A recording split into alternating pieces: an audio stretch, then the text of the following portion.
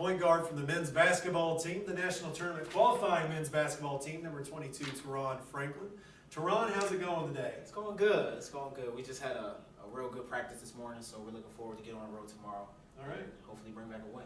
And you guys, they do get on the road tomorrow, so that may seem crazy to you. We're actually filming this on Saturday. Tomorrow's Sunday. So they're going to be out there for a long time. Their game is actually on Thursday.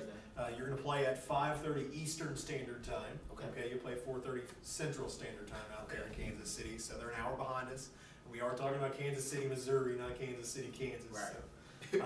So, Taron, now, it's interesting to me. We seem to have this Philadelphia pipeline. We've talked about it before. You're from Philly yourself. Yes. Talk a little bit about how you got here from Philadelphia. Well, I got here from Philadelphia. It was formerly Coach Taylor who was here. He's now at Pikeville. He recruited me along with Omar and Dom. They both went to Salem Community College with me also. So we started there. They came out here the year before I did. I had to take some time off to handle some family things, but afterwards I still got out here and we got back together as a family and plan on doing the same things we did there. All right, and you know, the other thing with Dominique that's going to be unique to Ron, and I don't even know that he knows this yet. You're not supposed to know this yet, probably, so you can't say anything. Okay. But by the time he watches this, he'll know. He's actually going to be our champion of character nominee. Wow, okay. So that's Good. a big deal for Dominique. I don't know how many people know he's gone through the injuries, and you know, he's still a team leader. Talk a little bit about what it's like to lose a leader like Dominique on your team. Losing Dom was huge. It was at a point where we were really starting to get rolling towards the end of the season, and with his athleticism and defensive wise, it was hard losing him as a leader because he was alongside me, myself, and Nick and Omar as leading the team together. So it got to a point where we would just, we had to find somebody else to be that vocal leader, and good enough, myself and Omar really stepped up, and Nick stepped up as being more vocal. Yeah, because Dominique had 52 assists on the year before he went out, and at this point you've got 38, so your assist numbers actually jumped up. Right. Once Dominique picked up the slack. So a little bit about yourself here, Taron. You're averaging about 35% from the three-point line, whereas you're about 45% from the field goal, and you're 75% from the free throw line. So a pretty good free throw shooter, a pretty good shooter overall. Talk a little bit about your role on this basketball team. Well, with this team, we more so, Coach Burton wanted us to focus on defense. So we start defensively. So my role was being there defensively, being able to talk, being able to get everybody involved, making sure we're all out there on the same page. So that's more so my role now, is just keeping everybody on the same page, keeping everybody level-headed no matter what the situation is. All right, and you've got 19 steals in the season. So really, Omar is kind of our steal leader. Right. And that's kind of, Nick Porter and I talked about it a little bit. Omar's smart. He's figured this out. He gets you guys to cut him off, and then he gets all the glory. Yeah, exactly. But hey, it's a team effort. And that's something we can talk a little bit about too, is, what do you think? You were here last year as kind of a spectator. You weren't eligible, so you kind of set out a year and watched that team play. Of course, we didn't make the national tournament, one of our worst records since Burton's been here. Right. But talk a little bit about what's different, because it's not like there's a whole lot of pieces of the puzzle that are different. There's not a lot of pieces of the puzzle that's different. Last year we had a really good team. We lost a few seniors. So what happened is this year's team, we were so much closer because you had 3 players that were playing together previously in another school. And then you had other players who were here last year that were easily able to be placed into wherever spot we had to be. So it made it a very easy transition and easier to win when you're already on the same page with all the players that you already played with before. Right, and I told you before this, Taron, interesting to me is that we didn't get any players of the week this year. Not a single player of the week. And a lot of that's done by looking at players' averages throughout the week, but we had so many double-digit scorers that it's hard to pick one kid on this team that really stands out. I don't think we have one real kid on this team that stands out. We've got 3 players that made all-conference teams, but it's a whole team effort here, and we'll talk about the numbers a little bit. Ramon's averaging 15.2, Omar's averaging 13.6, and Will's averaging 13.5, William Tolfree. And those are only double-digit scores. The rest of you guys are averaging right at 10 points a game. Right. And that is a real accomplishment, that we've got so many kids that are really just going in and scoring, and nobody's really taking over a scoring load. It's a complete team effort. I really enjoy playing with this team. We like playing with each other, and that's why it's so even across the board. Where we have the big 3 of Omar, Ray, and Will really going in every night. But with the rest of the team, it could be from the first person to the last person can come in the game and change the game. And that's what I really like about this team, because we can all evenly score the basketball just as well as defend. Yeah, the other thing is, talk a little bit about it, Taron. We harp on this, and it's good to harp on it, that we play in the Mid-South. Right. It's the toughest conference in the country, and it shows. We get 4 teams in the national tournament, us being one of them. Right. of talk a little bit about what it's like night to night playing in this league. Right, it's kind of comparison. I always compare it to football with like the NFC East with the Cowboys and the Eagles, where any given night you can beat up on the best team in the league, or you can lose to the worst team in the league. Right. So it all depends. It's very hard to say we're going to go out, we're going to win every game in the conference. It's almost next to impossible because of the schedule that you play, where you're traveling back and forth in a small little area, but everybody plays the same exact style. Right. So you're beating up on each other every night. And it's pretty obvious. You guys you lost to Campbellsville on the road. Okay, Right. they beat us pretty good on the road. Yeah, It's not like we put up a whole lot of fight. They kind of beat us pretty good. But then they come into our place and we beat them in 3 overtimes. We outlasted them. I credit that much a lot to the fans. It was a great experience on senior night, being honored, and then going out and giving the fans something that they can remember.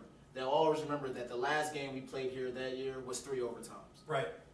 Actually, what's interesting about that is Campbellsville wanted to be able to put the highlight film on their website because they were so excited about how good the game was. Right. So it was one of those deals where both teams really benefited with the playoff atmosphere, and we're going to talk about that too, about how you're prepared for this. You guys have played in Lord's Hall all year, and let's face it seats 700 people. Right.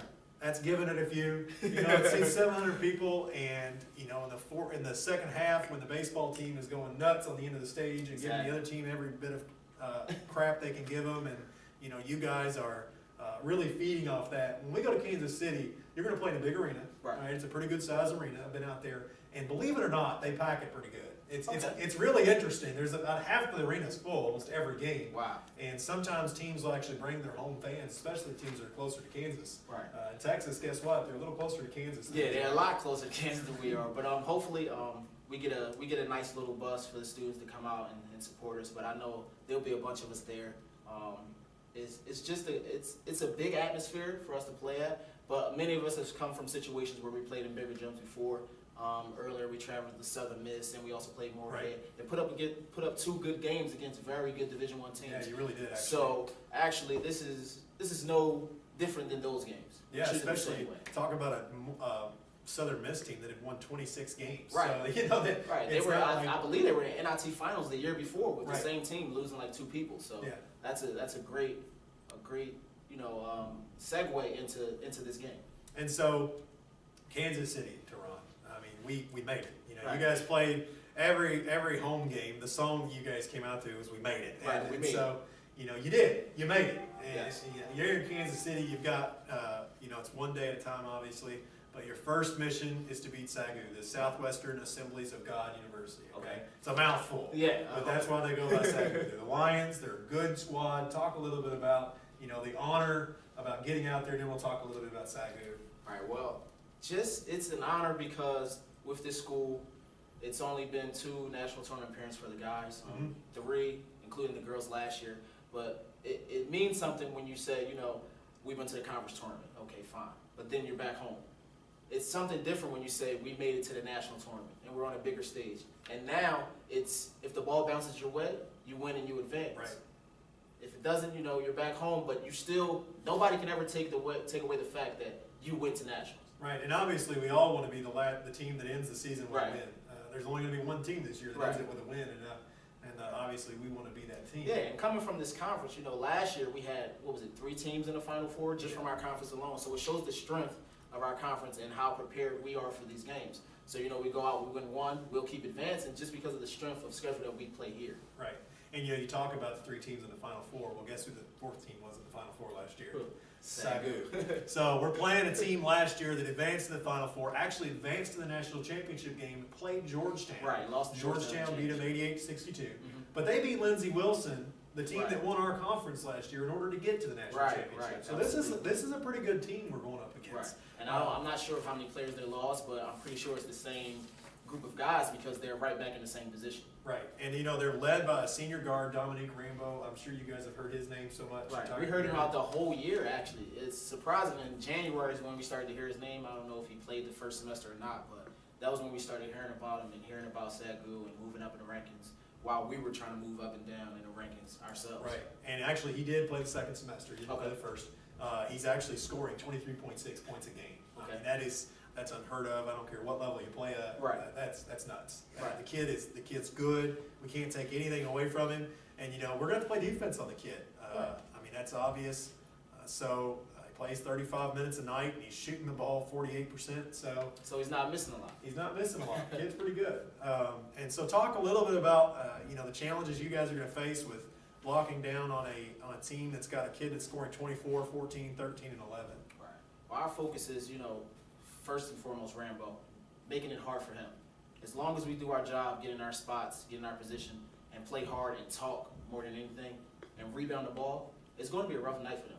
Because when we're able to rebound the ball and play defensively well, it's a hard night for anybody in our conference, and especially anybody else we're going to play against. Right. So that's the biggest thing. We're going to try to focus on him, but we also have to be aware of all the other players that they have. We can't just settle on one guy, but we're going to play good team defense, talk well, and rebound the ball. All right. That'll help us win that game.